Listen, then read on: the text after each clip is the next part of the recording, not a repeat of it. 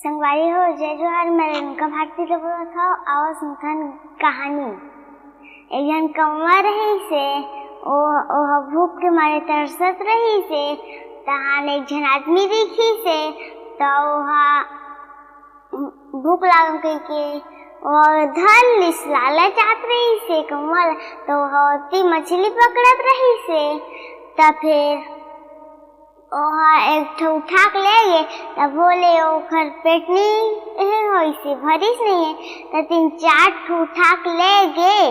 तब फिर अपन पेड़ में रख के घोंसला रही सोखरे संग उही में रख लीच खा ली तब फिर फेंक दिस। तो आदमी देखे मोर सब मछली कहाँ गए कही के तो वही रोए धर ले रही से तो फिर ना एक ठो मछली ली से अपन घर की से तो फिर यही मछली खा ले तो कही के बना लीस खा लीस तो फिर वह सूती से तहां दोबारा फिर मछली पकड़े पर गी से उठ के तो फिर ना मछली पकड़ीस तो ओहिच को ध्यान देवत रही से तो कौवा ना कैसे करो के कहे करे से दोबारा गी से तो फिर एकदम सारा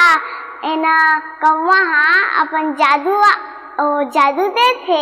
तब बड़ सारा ओखर मछली ना आंदी अपन जादू से।